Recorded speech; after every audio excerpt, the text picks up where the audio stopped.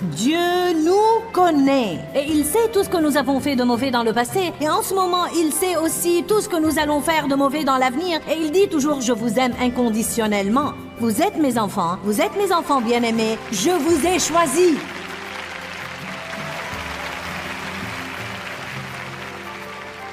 Restez avec nous dans Jouissez de votre vie.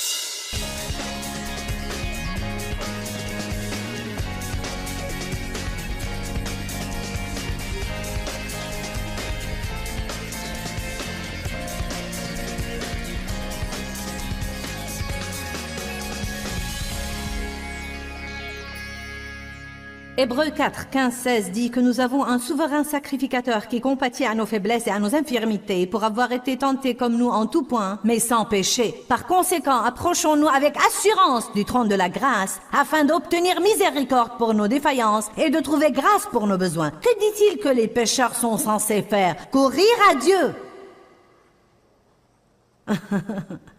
Ne pas le fuir. Oh, je suis tellement mauvais que je vais essayer d'arranger ma vie avant de pouvoir communier avec Dieu. C'est exactement ce que nous faisons. Nous essayons de nous guérir nous-mêmes, et nous essayons de nous arranger, et nous essayons de nous changer, afin d'être assez bons pour communier avec Dieu. La Bible dit, en fait, de ne pas communier avec le péché, mais de communier avec Dieu. Si vous avez fait une mauvaise chose hier, et que vous y pensez toute la journée aujourd'hui, vous communiez avec elle. Merci. Je veux que vous le compreniez ce soir. Laissez-moi le dire à nouveau. Si vous avez fait une mauvaise chose hier et que vous y pensez toute la journée aujourd'hui, vous communiez avec elle. Vous communiez avec votre péché alors que vous devez communier avec Dieu.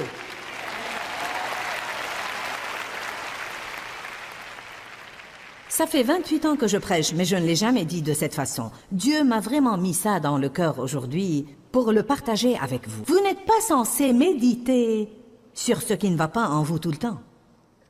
En fait, la Bible dit dans Hébreux 12, « Détournez vos regards de tout ce qui vous distrait et gardez-les sur Jésus, le chef et le consommateur de votre foi. » Que regardez-vous donc? Ce qui est mauvais en vous ou ce qui est bien en Jésus? Regardez-vous votre péché ou la justice de Jésus? Je dois le répéter. Si vous avez fait une mauvaise chose hier, certains de vous communient toujours avec des absurdités d'il y a 10 ans. Allez maintenant. Il est temps de les laisser tomber et d'aller de l'avant. Il est temps de laisser Dieu être Dieu dans votre vie. Soit qu'il est assez grand pour s'occuper de nous, soit qu'il ne l'est pas, mais il dit qu'il l'est. Donc j'ai décidé de mettre la chose à l'épreuve. J'ai passé beaucoup d'années de ma vie à me sentir coupable et condamnée tout le temps. Je faisais quelque chose de mauvais et j'avais mauvaise conscience pour un jour. Puis je faisais une autre mauvaise chose et j'avais mauvaise conscience pour 3 jours. Ensuite, ça allait bien pour 1 heure, puis je faisais une autre mauvaise chose et je me sentais coupable. Je ne communie plus avec ces absurdités. Je communie avec Dieu. Nous allons le lire à nouveau.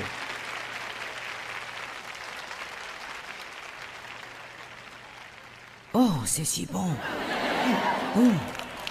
Romains 6, 11. Ainsi vous-même regardez-vous comme mort au péché. Dites tous, je suis mort au péché. Vous savez, vous devriez dire ça 25 fois par jour. Je suis mort au péché, je suis mort au péché. Mais le péché n'est pas mort. Le péché va m'assaillir. La tentation va venir, mais je ne vais pas y succomber car je n'ai plus une relation avec le péché. Je m'applique à communier avec Dieu. Je suis mort au péché. Je dois dire ça encore une fois. Vous devez vous rendre compte que quand vous faites le mal, Satan va essayer de vous accuser et il va essayer de vous empêcher de communier avec Dieu, car il sait que c'est la seule chose dans votre vie qui va vous délivrer et vous libérer. Donc il nous tente de pécher, puis il nous tourmente pour avoir péché. Répugnant, stupide, puant diable. Tu me tentes de faire le mal, puis tu m'accuses pendant 3 jours pour t'avoir écouté. Quelqu'un doit se mettre en colère dans le Saint-Esprit et dire « Diable, je t'ai surpris et c'est fini. Tes jours dans ma vie sont bien finis. »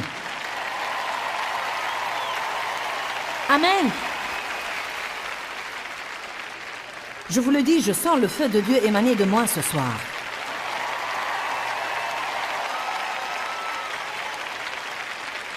Je peux voir ça très clairement. C'est comme si Dieu m'avait donné une image très claire. Je vois ce que nous faisons.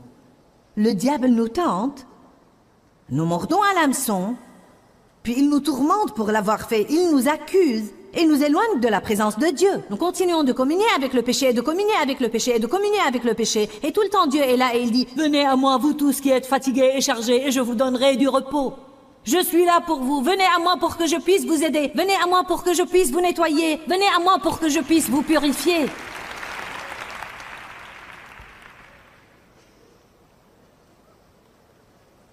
Verset 11. Ainsi, vous-même, considérez-vous comme mort au péché et que votre relation avec le péché est brisée. Je n'ai aucune relation avec toi, péché. N'essaye pas de communier avec moi. Je n'ai pas une relation avec toi.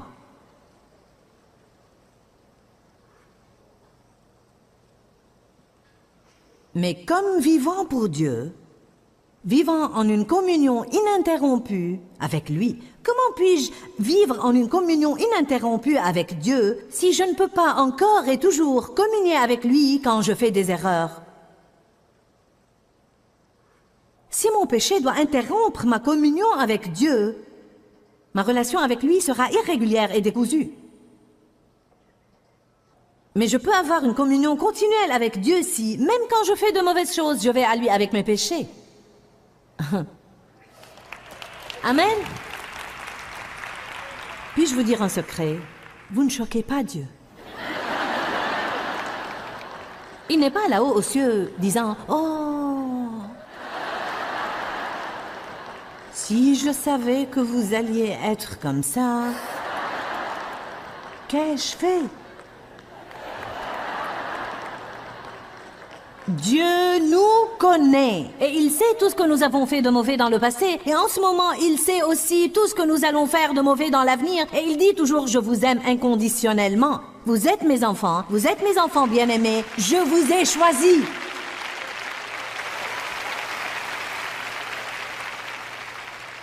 Je rends grâce à Dieu pour m'avoir délivré de la pression d'avoir à essayer d'avoir une parfaite performance.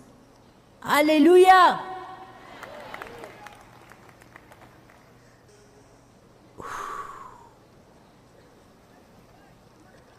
Ce que je m'amuse ce soir.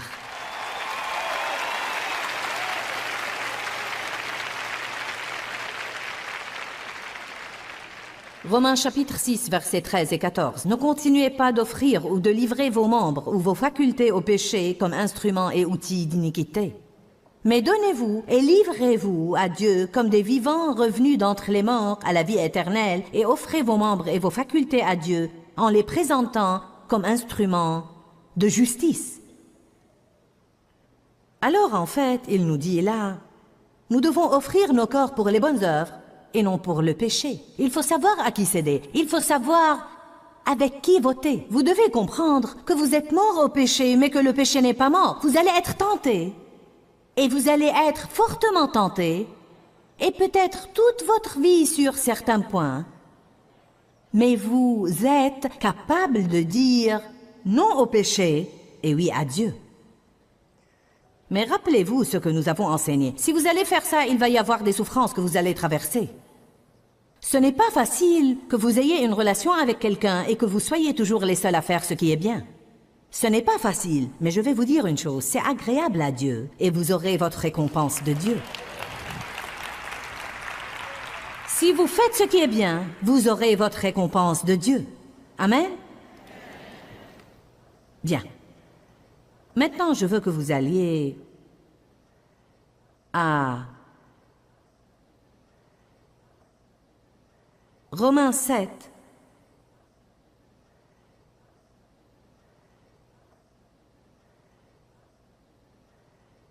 À partir du verset 15. Car je ne comprends rien à ce que je fais, dit Paul. Je suis déconcerté et dérouté. Ce que je veux, je ne le fais pas, mais ce que j'aborde de faire, je finis toujours par le faire. Ça vous rappelle quelqu'un de familier?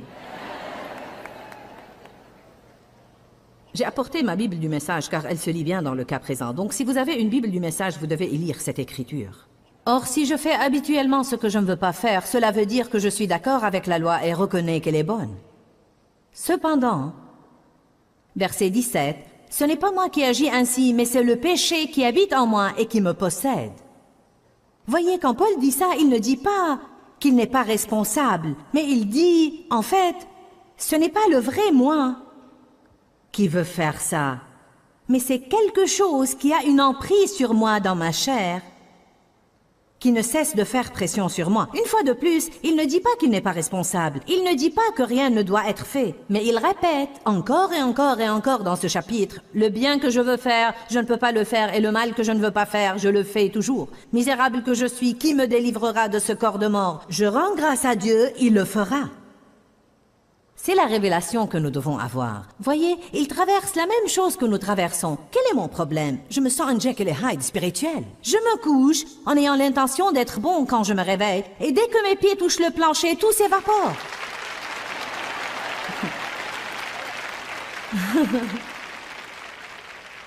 C'est tellement décourageant quand nous sommes régénérés et que nos cœurs sont justes, et nous voulons tellement être agréables à Dieu, et nous voulons tellement faire ce qui est bien, et nous faisons tellement de projets de sainteté, et tous ces projets s'effondrent.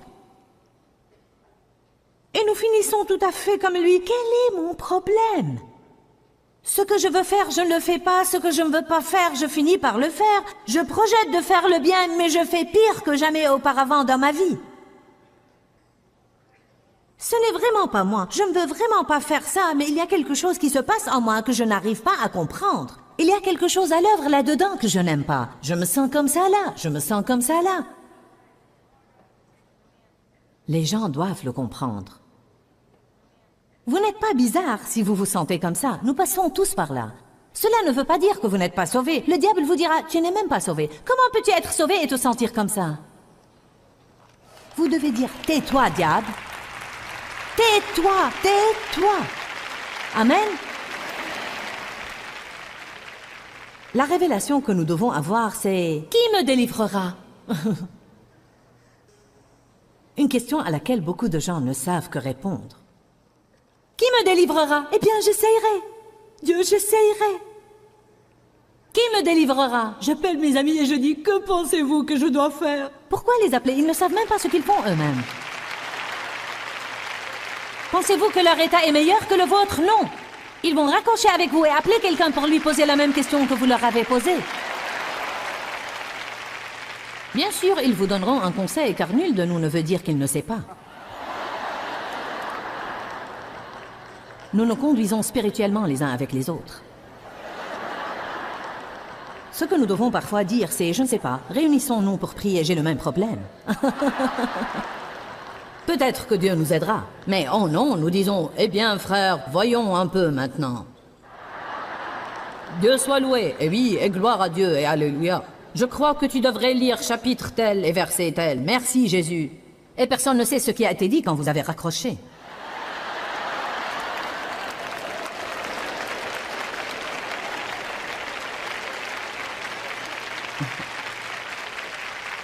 Quand vous avez un problème, vous devez courir au trône, pas au téléphone.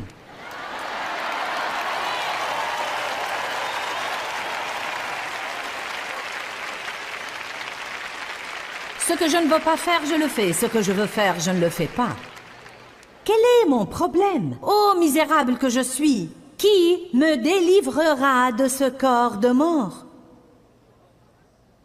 Maintenant, il se rend compte, le temps d'en être à Romains chapitre 7, verset 25,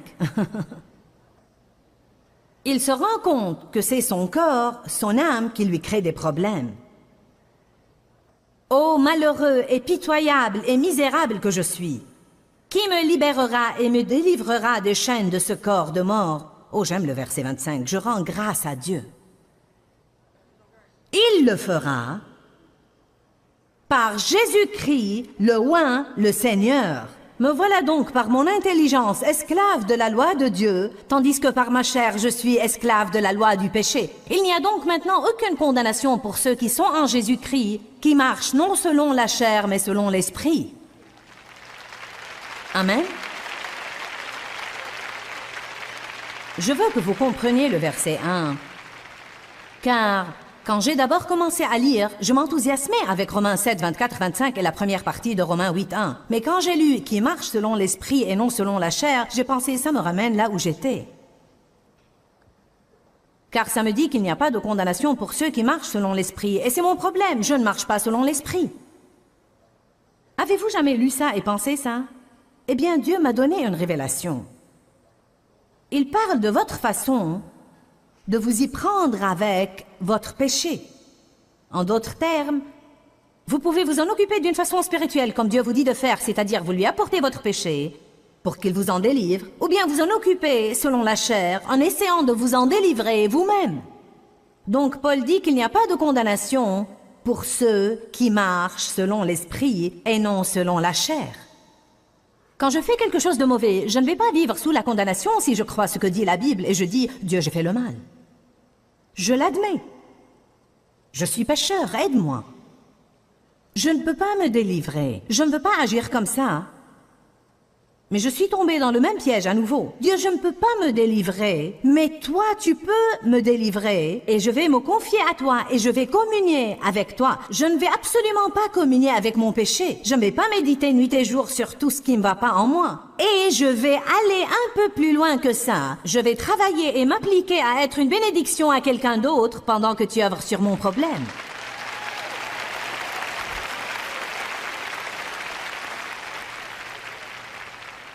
Donc je veux vous défier doublement ce soir.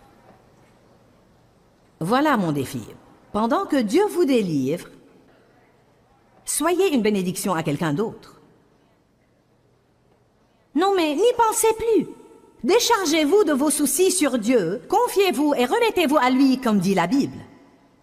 Dites-lui tous les jours, je ne peux pas me changer Dieu, donc si tu ne veux pas que j'arrive au ciel comme ça, fais quelque chose.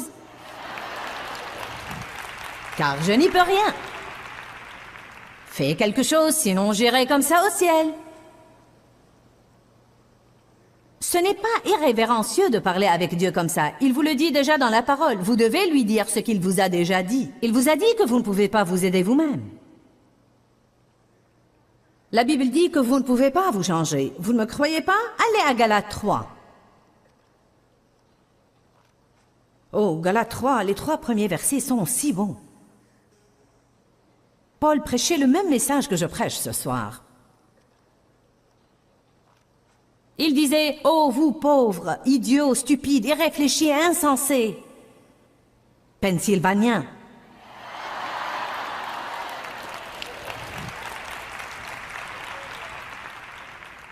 Qui vous a fasciné ou ensorcelé ou envoûté, vous aux yeux de qui Jésus-Christ le Messie a été ouvertement et clairement représenté et peint comme crucifié? Laissez-moi vous poser une question. Est-ce par les œuvres de la loi que vous avez reçu le Saint-Esprit ou en écoutant le message de la foi et en y croyant? Est-ce en raison de la pratique de la loi ou en raison du message de la foi? Comment avez-vous été sauvés? Vous avez dit, me voilà. Je ne peux pas m'aider. J'ai toute une vie pleine de gâchis. Je capitule. Fais de moi ce que tu voudras, Dieu. Je ne peux rien faire. Je te livre le tout. C'est ce que vous avez fait. C'est de cette façon que tout le monde est sauvé, et vous ne pouvez être sauvé d'aucune autre façon. Si vous apportez à Dieu une seule de vos bonnes œuvres puantes, il vous dira « tu n'es pas prêt ». La Bible dit que nous ne sommes pas sauvés par les œuvres, mais par la grâce de Dieu. Ensuite, il dit « êtes-vous tellement idiots et insensés et bêtes ? Après avoir commencé votre nouvelle vie spirituellement par le Saint-Esprit, voulez-vous maintenant atteindre la perfection en vous appuyant sur la chair ? » Ils avaient le même problème. Ils étaient régénérés, ils ont commencé à écouter la parole, ils ont eu cette bonne chose qui se passait à l'intérieur d'eux, ils avaient cette guerre dans leur âme. Quel est mon problème? Ce que je veux faire, je ne le fais pas, ce que je ne veux pas faire, je le fais toujours. Ils étaient toujours dans le piège d'essayer et de lutter et de faire leur projet et d'échouer et d'essayer de se délivrer eux-mêmes. Et Paul a dit, « Oh, vous pauvres, idiots, stupides, insensés, niais, déséquilibrés. » Quel est votre problème? Avez-vous oublié comment vous avez été sauvés? Eh bien, si c'est de cette façon que vous avez été sauvé, pourquoi penser que vous pouvez vous changer vous-même? Pourquoi penser que vous pouvez vous perfectionner? Vous devez vivre de la même façon dont vous avez été sauvé. Vous allez avoir toutes les victoires dans votre vie de la même façon dont vous avez eu la victoire du salut, en communiant avec Dieu et non pas avec le problème.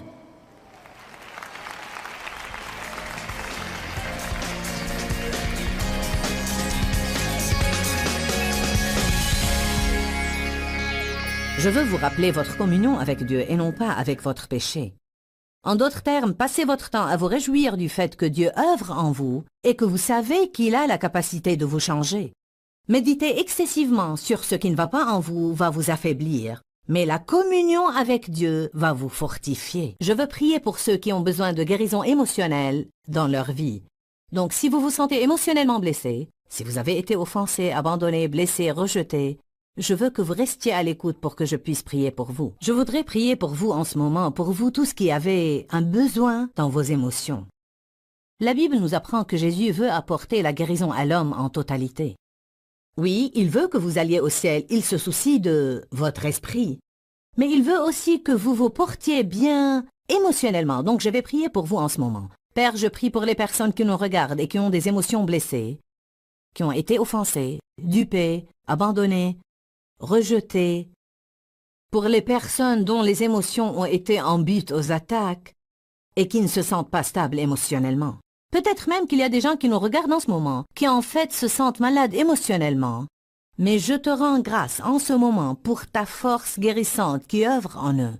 Je prie maintenant pour chaque aspect de leurs émotions et je te rends grâce Seigneur, car selon ta parole, tu guéris nos blessures, tu guéris nos meurtrissures, tu nous donnes un diadème au lieu de la cendre, une huile de joie au lieu du deuil, un vêtement de louange au lieu d'un esprit abattu. Et donc je prie pour la guérison émotionnelle de tous ceux. Dieu nous connaît et il sait tout ce que nous avons fait de mauvais dans le passé et en ce moment il sait aussi tout ce que nous allons faire de mauvais dans l'avenir et il dit toujours je vous aime inconditionnellement. Vous êtes mes enfants bien-aimés, je vous ai choisis.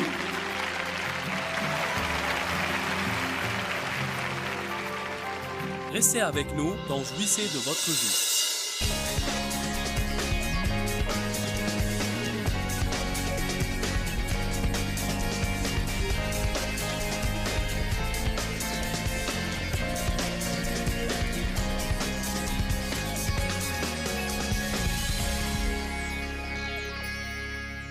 Hébreux 4, 15, 16 dit que nous avons un souverain sacrificateur qui compatit à nos faiblesses et à nos infirmités pour avoir été tenté comme nous en tout point, mais sans péché. Par conséquent, approchons-nous avec assurance du trône de la grâce afin d'obtenir miséricorde pour nos défaillances et de trouver grâce pour nos besoins. Que dit-il que les pécheurs sont censés faire? Courir à Dieu.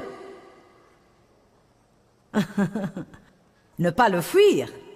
Oh, je suis tellement mauvais que je vais essayer d'arranger ma vie avant de pouvoir communier avec Dieu. C'est exactement ce que nous faisons. Nous essayons de nous guérir nous-mêmes et nous essayons de nous arranger et nous essayons de nous changer afin d'être assez bons pour communier avec Dieu. La Bible dit, en fait, de ne pas communier avec le péché, mais de communier avec Dieu. Si vous avez fait une mauvaise chose hier et que vous y pensez toute la journée aujourd'hui, vous communiez avec elle. Merci. Je veux que vous le compreniez ce soir. Laissez-moi le dire à nouveau. Si vous avez fait une mauvaise chose hier et que vous y pensez toute la journée aujourd'hui, vous communiez avec elle. Vous communiez avec votre péché alors que vous devez communier avec Dieu.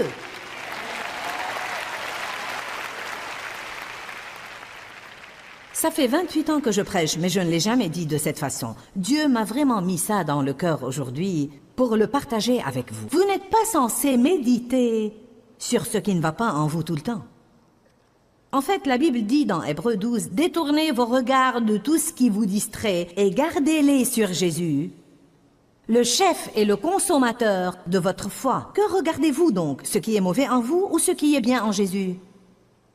Regardez-vous votre péché ou la justice de Jésus?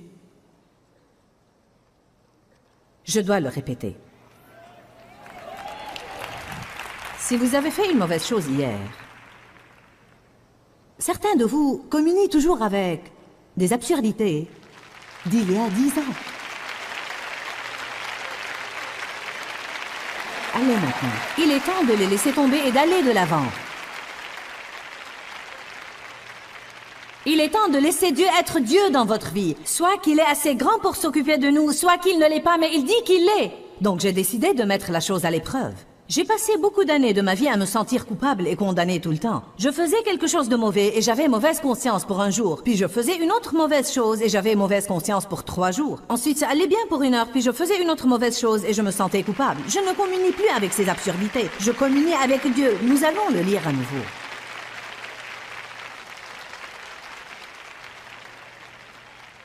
Oh, c'est si bon.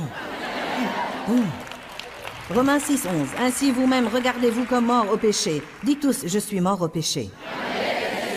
Vous savez, vous devriez dire ça 25 fois par jour. Je suis mort au péché, je suis mort au péché. Mais le péché n'est pas mort. Le péché va m'assaillir. La tentation va venir, mais je ne vais pas y succomber car je n'ai plus une relation avec le péché. Je m'applique à communier avec Dieu. Je suis mort au péché. Je dois dire ça encore une fois. Vous devez vous rendre compte que quand vous faites le mal, Satan va essayer de vous accuser et il va essayer de vous empêcher de communier avec Dieu, car il sait que c'est la seule chose dans votre vie qui va vous délivrer et vous libérer. Donc il nous tente de pécher, puis il nous tourmente pour avoir péché. Répugnant, stupide, puant diable. Tu me tentes de faire le mal, puis tu m'accuses pendant 3 jours pour t'avoir écouté. Quelqu'un doit se mettre en colère dans le Saint-Esprit et dire « Diable, je t'ai surpris et c'est fini. Tes jours dans ma vie sont bien finis. » Amen. Je vous le dis, je sens le feu de Dieu émaner de moi ce soir.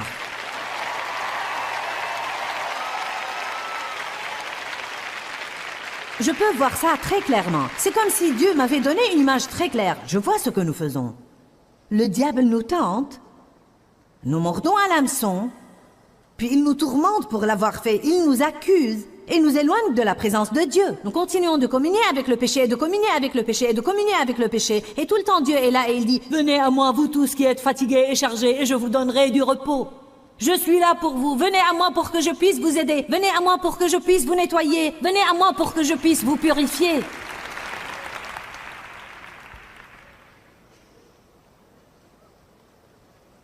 Verset 11. Ainsi, vous-même, considérez-vous comme mort au péché et que votre relation avec le péché est brisée. Je n'ai aucune relation avec toi, péché.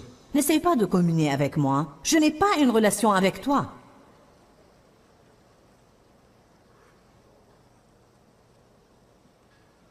Mais comme vivant pour Dieu, vivant en une communion ininterrompue avec lui, comment puis-je vivre en une communion ininterrompue avec Dieu si je ne peux pas encore et toujours communier avec lui quand je fais des erreurs?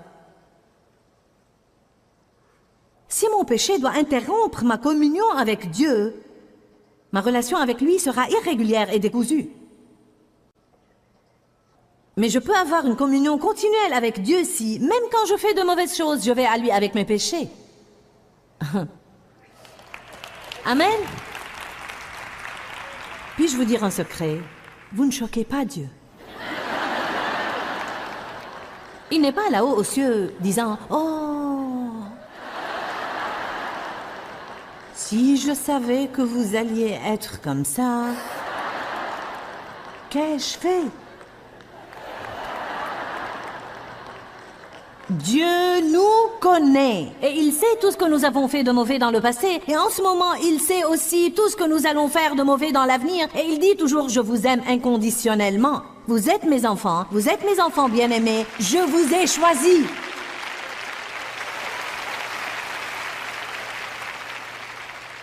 Je rends grâce à Dieu pour m'avoir délivré de la pression d'avoir à essayer d'avoir une parfaite performance. Alléluia!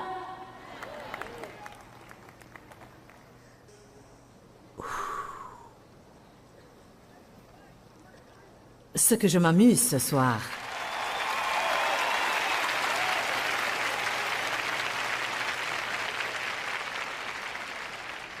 Romains chapitre 6, versets 13 et 14. Ne continuez pas d'offrir ou de livrer vos membres ou vos facultés au péché comme instruments et outils d'iniquité, Mais donnez-vous et livrez-vous à Dieu comme des vivants revenus d'entre les morts à la vie éternelle et offrez vos membres et vos facultés à Dieu en les présentant comme instruments de justice. Alors en fait, il nous dit là, nous devons offrir nos corps pour les bonnes œuvres et non pour le péché. Il faut savoir à qui céder, il faut savoir avec qui voter. Vous devez comprendre que vous êtes mort au péché, mais que le péché n'est pas mort. Vous allez être tenté. Et vous allez être fortement tenté, et peut-être toute votre vie sur certains points. Mais vous êtes capable de dire non au péché et oui à Dieu. Mais rappelez-vous ce que nous avons enseigné. Si vous allez faire ça, il va y avoir des souffrances que vous allez traverser. Ce n'est pas facile que vous ayez une relation avec quelqu'un et que vous soyez toujours les seuls à faire ce qui est bien. Ce n'est pas facile, mais je vais vous dire une chose, c'est agréable à Dieu et vous aurez votre récompense de Dieu. Si vous faites ce qui est bien, vous aurez votre récompense de Dieu. Amen? Bien. Maintenant, je veux que vous alliez à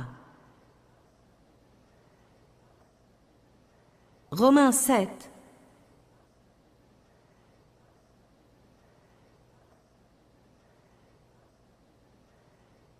À partir du verset 15. « Car je ne comprends rien à ce que je fais, dit Paul. Je suis déconcerté et dérouté. Ce que je veux, je ne le fais pas, mais ce que j'aborde de faire, je finis toujours par le faire. » Ça vous rappelle quelqu'un de familier? J'ai apporté ma Bible du message car elle se lit bien dans le cas présent. Donc si vous avez une Bible du message, vous devez y lire cette écriture. Or, si je fais habituellement ce que je ne veux pas faire, cela veut dire que je suis d'accord avec la loi et reconnais qu'elle est bonne. Cependant, verset 17, « Ce n'est pas moi qui agis ainsi, mais c'est le péché qui habite en moi et qui me possède. » Voyez, quand Paul dit ça, il ne dit pas qu'il n'est pas responsable, mais il dit, en fait, ce n'est pas le vrai moi qui veut faire ça, mais c'est quelque chose qui a une emprise sur moi dans ma chair, qui ne cesse de faire pression sur moi. Une fois de plus, il ne dit pas qu'il n'est pas responsable. Il ne dit pas que rien ne doit être fait. Mais il répète encore et encore et encore dans ce chapitre, « Le bien que je veux faire, je ne peux pas le faire, et le mal que je ne veux pas faire, je le fais toujours. Misérable que je suis, qui me délivrera de ce corps de mort? Je rends grâce à Dieu, il le fera. » C'est la révélation que nous devons avoir. Voyez, il traverse la même chose que nous traversons. Quel est mon problème? Je me sens un Jekyll et Hyde spirituel. Je me couche en ayant l'intention d'être bon quand je me réveille, et dès que mes pieds touchent le plancher, tout s'évapore.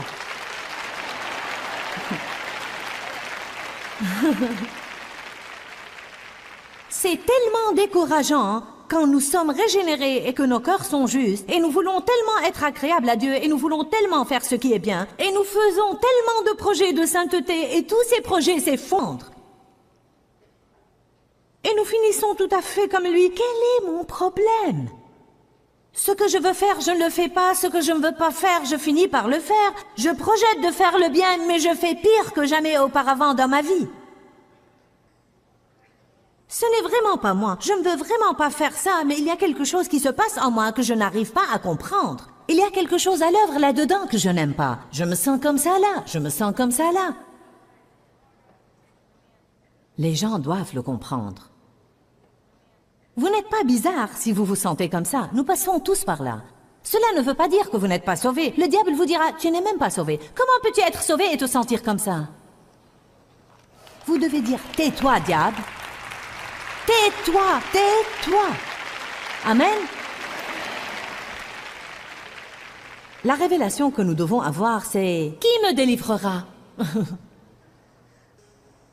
Une question à laquelle beaucoup de gens ne savent que répondre.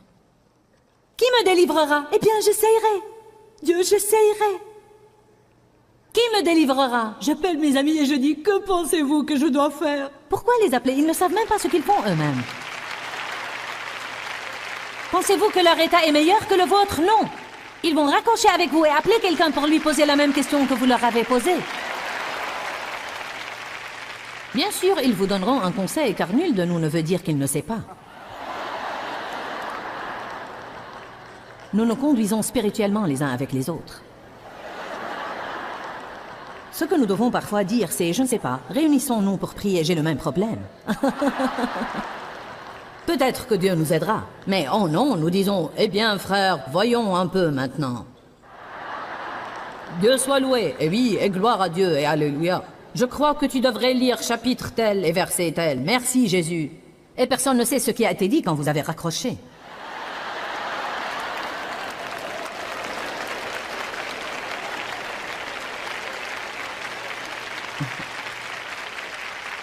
Quand vous avez un problème, vous devez courir au trône, pas au téléphone.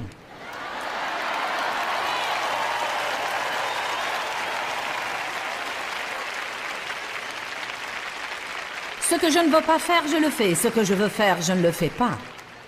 Quel est mon problème? Ô misérable que je suis, qui me délivrera de ce corps de mort? Maintenant, il se rend compte, le temps d'en être à Romains chapitre 7, verset 25, il se rend compte que c'est son corps, son âme qui lui crée des problèmes. Ô malheureux et pitoyable et misérable que je suis, qui me libérera et me délivrera des chaînes de ce corps de mort? Oh, j'aime le verset 25, je rends grâce à Dieu. Il le fera par Jésus-Christ, le oint, le Seigneur. Me voilà donc par mon intelligence esclave de la loi de Dieu, tandis que par ma chair je suis esclave de la loi du péché. Il n'y a donc maintenant aucune condamnation pour ceux qui sont en Jésus-Christ, qui marchent non selon la chair, mais selon l'esprit. Amen. Je veux que vous compreniez le verset 1, car quand j'ai d'abord commencé à lire, je m'enthousiasmais avec Romains 7, 24, 25 et la première partie de Romains 8, 1. Mais quand j'ai lu « qui marche selon l'esprit et non selon la chair », j'ai pensé « ça me ramène là où j'étais ». Car ça me dit qu'il n'y a pas de condamnation pour ceux qui marchent selon l'esprit. Et c'est mon problème, je ne marche pas selon l'esprit. Avez-vous jamais lu ça et pensé ça? Eh bien, Dieu m'a donné une révélation. Il parle de votre façon de vous y prendre avec votre péché. En d'autres termes, vous pouvez vous en occuper d'une façon spirituelle, comme Dieu vous dit de faire, c'est-à-dire vous lui apportez votre péché pour qu'il vous en délivre, ou bien vous en occupez selon la chair, en essayant de vous en délivrer vous-même. Donc Paul dit qu'il n'y a pas de condamnation pour ceux qui marchent selon l'esprit et non selon la chair.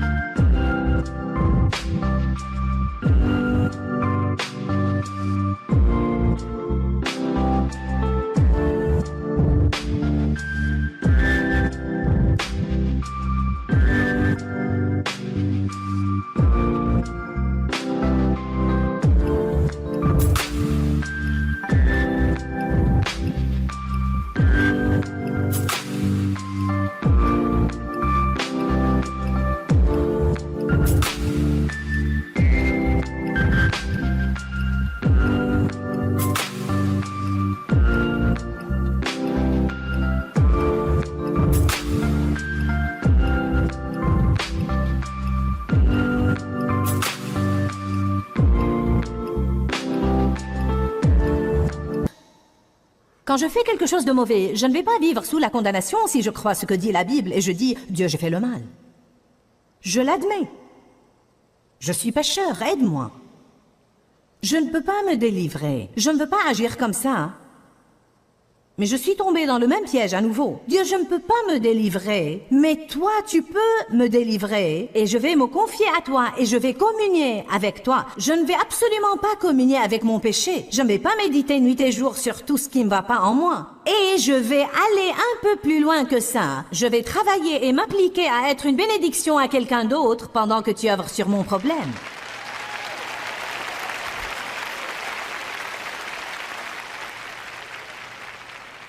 Donc je veux vous défier doublement ce soir. Voilà mon défi. Pendant que Dieu vous délivre, soyez une bénédiction à quelqu'un d'autre. Non mais n'y pensez plus. Déchargez-vous de vos soucis sur Dieu, confiez-vous et remettez-vous à lui comme dit la Bible. Dites-lui tous les jours, je ne peux pas me changer Dieu, donc si tu ne veux pas que j'arrive au ciel comme ça, fais quelque chose. Car je n'y peux rien. Fais quelque chose, sinon j'irai comme ça au ciel. Ce n'est pas irrévérencieux de parler avec Dieu comme ça. Il vous le dit déjà dans la parole. Vous devez lui dire ce qu'il vous a déjà dit. Il vous a dit que vous ne pouvez pas vous aider vous-même. La Bible dit que vous ne pouvez pas vous changer. Vous ne me croyez pas? Allez à Galates 3. Oh, Galates 3, les 3 premiers versets sont si bons. Paul prêchait le même message que je prêche ce soir. Il disait « Oh, vous pauvres, idiots, stupides, irréfléchis et insensés !» Pennsylvanien.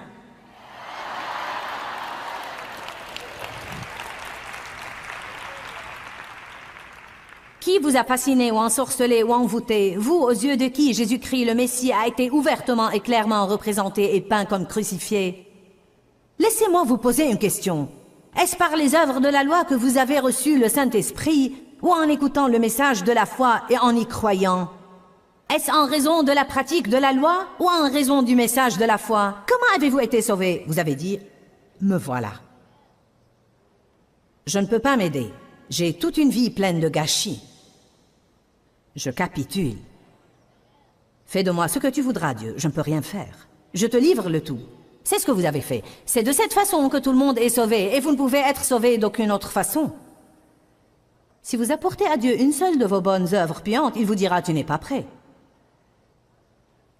La Bible dit que nous ne sommes pas sauvés par les œuvres, mais par la grâce de Dieu.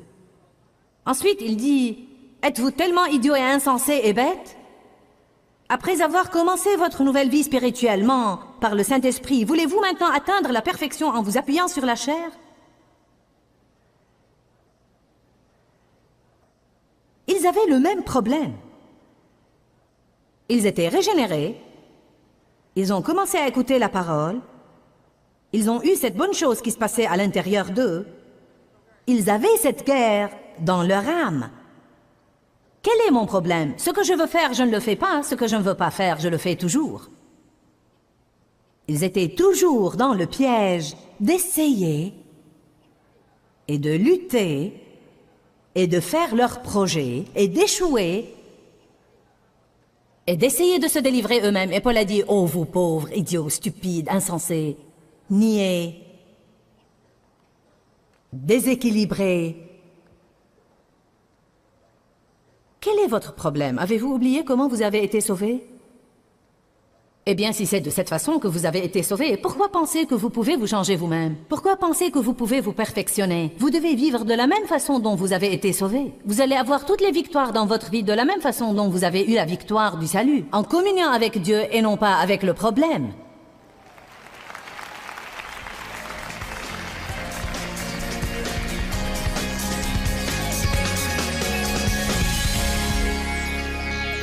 Je veux vous rappeler votre communion avec Dieu et non pas avec votre péché. En d'autres termes, passez votre temps à vous réjouir du fait que Dieu œuvre en vous et que vous savez qu'il a la capacité de vous changer. Méditer excessivement sur ce qui ne va pas en vous va vous affaiblir, mais la communion avec Dieu va vous fortifier. Je veux prier pour ceux qui ont besoin de guérison émotionnelle dans leur vie. Donc si vous vous sentez émotionnellement blessé, si vous avez été offensé, abandonné, blessé, rejeté, je veux que vous restiez à l'écoute pour que je puisse prier pour vous. Je voudrais prier pour vous en ce moment, pour vous tous qui avez un besoin dans vos émotions. La Bible nous apprend que Jésus veut apporter la guérison à l'homme en totalité. Oui, il veut que vous alliez au ciel, il se soucie de votre esprit. Mais il veut aussi que vous vous portiez bien émotionnellement, donc je vais prier pour vous en ce moment. Père, je prie pour les personnes qui nous regardent et qui ont des émotions blessées, qui ont été offensées, dupées, abandonnées, rejetées, pour les personnes dont les émotions ont été en but aux attaques et qui ne se sentent pas stables émotionnellement. Peut-être même qu'il y a des gens qui nous regardent en ce moment, qui en fait se sentent malades émotionnellement. Mais je te rends grâce en ce moment pour ta force guérissante qui œuvre en eux. Je prie maintenant pour chaque aspect de leurs émotions et je te rends grâce Seigneur, car selon ta parole, tu guéris nos blessures, tu guéris nos meurtrissures, tu nous donnes un diadème au lieu de la cendre, une huile de joie au lieu du deuil, un vêtement de louange au lieu d'un esprit abattu. Et donc je prie pour la guérison émotionnelle de tous ceux